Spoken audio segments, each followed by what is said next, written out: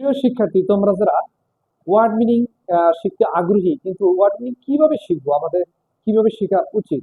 তো দেখা যায় যে ওয়ার্ড মিনিং না জানার কারণে, না পড়ার কারণে আমাদের ইংরেজি বলতে, লিখতে, শুনতে সকল দিক দিয়ে আমাদের প্রবলেম হচ্ছে।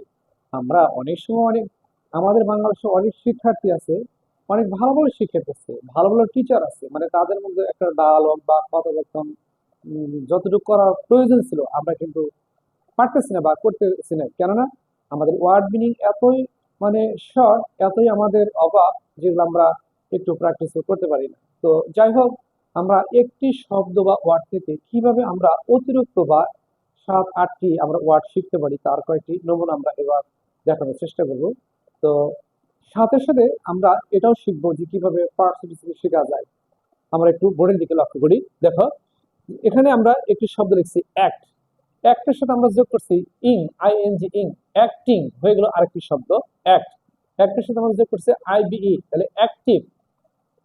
আবার আমরা যোগ করছি অ্যাক্টিভলি, ওয়াই যোগ করছি অ্যাক্টিভলি। আমরা এবার যোগ করছি অ্যাক্টিভ, ইনঅ্যাক্টিভ আরেকটি শব্দ হয়ে গেছে।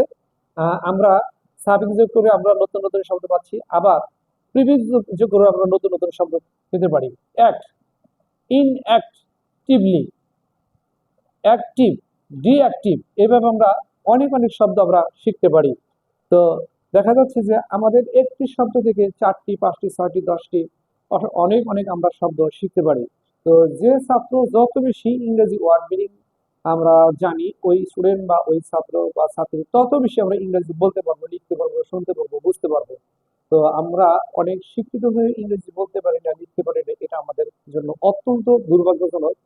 যে কথায় আছে, the most of teachers in Bangladesh don't speak before the students in the classroom. As a result, the most of students cannot speak English before the teachers. তো এর বড় আর কিছু হতে পারে না। তো আমাদের বাংলাদেশে অনেক শিক্ষার্থী আছে, অনেক টিচারই আছে, যে তাদের মধ্যে আসলে কিভাবে কথোপকথন হওয়া উচিত ছিল, কিভাবে ডায়লগ হওয়া উচিত ছিল, মানে ক্লাসরুমের বাইরে, সেটা কিন্তু আমরা একদমই কিন্তু পরিচর্যা করতেছি না। যার কারণে আমরা ইংরেজি বলতে পারতেছি না, ইংরেজি লিখতে পারতেছি না ভালোভাবে। হ্যাঁ, লিখতে পারলেও আমরা সঠিকভাবে ইংরেজি বলতে পারতেছি না। বিশ্বের দরবারে ইংরেজি যে কতটা গুরুত্বপূর্ণ, কতটা যে ইম্পর্টেন্ট, এটা বলে শেষ করা যাবে না।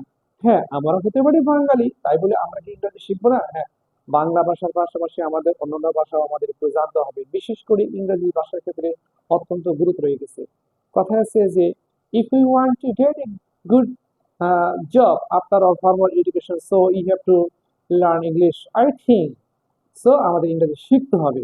তো আরো আমরা কিছু জিনিস দেখার চেষ্টা করি কিভাবে একটি শব্দ থেকে 5টি বা 6টি শব্দ শিখতে পারি বা জানতে পারি। ইভেন আরো অন্যান্য পার্সেন্টেজ আমরা বাড়াইতে পারি একটি শব্দ থেকে, যে কি যোগ করলে, কি ধরনের প্রিফিক্স যোগ করলে, কি ধরনের সাফিক্স যোগ করলে নাউন হতে পারে, অ্যাডজেক্টিভ হতে পারে, ভার্ব হতে পারে, অ্যাডভার্ব হতে পারে। এটা কিন্তু আমাদের অত্যন্ত জানা দরকার। আমাদের শূন্যস্থান পূরণের ক্ষেত্রে এবং সাফিক্স প্রিফিক্সের ক্ষেত্রে আমাদের কত যে মানে পার্সেন্টেজ যে প্রয়োজন, ওয়ার্ড মিনিং এর প্রয়োজন, সেটা আমরা এতটুকু যদি একটু ফিল করি, সেক্ষেত্রে আমাদের অনেকটাই শিখা হতো বা জানা হতো। আমরা আরো যে একটা উদাহরণ দেখার চেষ্টা করি। দেখো স্টুডেন্ট, তোমরা যারা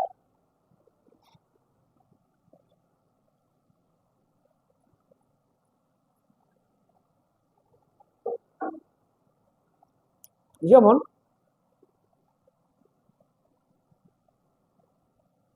কারেক্ট,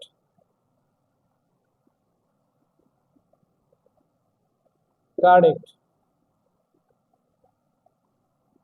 কারেক্ট, এখানে আমরা কারেক্ট শব্দটা আমরা 4 বার লিখছি। এবার আমরা কারেক্টলি, আমরা ওয়াই যোগ করে অন্য একটি শব্দ পেয়েছি, নতুন শব্দ, এটা হচ্ছে অ্যাডভার্ব হয়ে গেছে, অ্যাডভার্বের কাজ করছে। কারেক্ট, কারেক্টিভ সংশোধনমূলক, যেটা কারেকশন, কারেকশন সঠিকতা। এবার আমরা যোগ করতে পারি ইন, প্রিফিক্স, ইনকারেক্ট। আবার আমরা যোগ করতে পারি এদিকে ওয়াই, ইনকারেক্টলি। আমরা আরেকটি শব্দ লিখতে পারি আরেকবার, কারেক্ট, ইনকারেকশন। এইভাবে আমরা অনেকগুলি শব্দ আমরা নতুন নতুন শব্দ তৈরি করতে পারি। কারেক্ট, কারেক্ট মানে সঠিক। এলওয়াই যে করে আমরা হয়েছে কি কারেক্টলি অ্যাডভার্ব হয়ে গেছে। ফার্স্ট স্পিচ আমরা বুঝতে পারলাম যে আমরা যেমন নতুন নতুন শব্দ আমরা শিখতে পাচ্ছি, ইভেন তেমনি আমরা আবার নতুন নতুন অন্যান্য ফার্স্ট স্পিচের সাথেও আমরা একটু পরিচিত হতে পারতেছি। কারেক্টিভ, কারেকশন, আমরা আইওএন যোগ করে কারেকশন হয়ে গেছে, নতুন একটি শব্দ দিচ্ছি, এটা একটা অবশ্যই নাউন, আগেরটা কারেক্টিভ, এটা একটা অ্যাডজেক্টিভ। কারেক্ট, কারেক্টলি সঠিকভাবে, আমরা প্রিফিক্স যোগ করছি এখানে ইন, ইনকারেক্টলি অসঠিকভাবে বা ব্যাঠিকভাবে। কারেক্ট সঠিক, ইনকারেকশন ইনকারেক্ট, আমরা ইনকারেক্ট, এবং আমরা আরেকটা শব্দ আমরা এখানে বলতে পারি ইনকারেকশন, TION। তাহলে আমরা বুঝতে পারলাম যে একটি শব্দ থেকে আমরা অনেকগুলি শব্দ আমরা শিখতে পেলাম, এবং কি শুধু শব্দ বা ওয়ার্ড শিখে আমাদের একটু মূল বিষয় হচ্ছে না, আরো একটি জিনিস আমাদের মাথায় রাখতে হবে যে নতুন নতুন যেমন আমরা শব্দ শিখতে পেলাম, তেমনি আমরা নতুন নতুন এবং পার্টস সম্পর্কে আমাদের একটা ভালো একটা ধারণা হয়ে গেল ইনশাল্লাহ। তো এইভাবে আমরা যদি আমরা প্রতিদিন বাসায় যদি আমরা 3টি বা 4টি বা 10টি শব্দ আমরা একটু প্র্যাকটিস করি, এক সময় দেখা যাবে যে একশো শব্দ থেকে দেখা যাচ্ছে 500 বা 600 শব্দ শেখা হয়ে যাবে। ইভেন আমাদের এবং বিপরীত শব্দ মানে অপোজিট শব্দ আমাদের জানা হয়ে যাবে। ম্যাক্সিমাম শব্দের পূর্বে যদি ইন যোগ করা হয়, আন যোগ করা হয়, ডিড যোগ করা হয়, বিড যোগ করা হয়, সেটা অপোজিট হয়ে যায়, বিপরীত শব্দ হয়ে যায়। তাহলে আমাদের সাফিক্স এবং প্রিফিক্স সম্পর্কে আমাদের একটা ভালো ধারণা হবে, পার্টিসিপেট সম্পর্কে আমাদের ভালো একটা ধারণা হবে, ইভেন নতুন নতুন শব্দ শেখার সম্পর্কে আমাদের সর্বোচ্চ ধারণা হবে।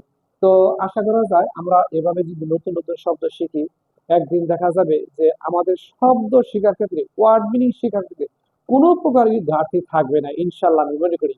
তো এভাবে যদি আমরা 2 থেকে 3 হাজার শব্দ আমরা প্র্যাকটিস করতে পারি, অনুশীলন করতে পারি, এক সময় দেখা যাবে যে আমাদের 10,000 বা 12,000 শব্দ আমাদের হাতের নখদর্পণে চলে আসবে। আমরা যে কোনো সময় যে কোনো জাতির সাথে আমরা জোরসে বলতে পারি, খুব ফ্লুয়েন্সির সাথে ইংরেজি বলতে পারি এবং লিখতে পারি, শুনতে পারি।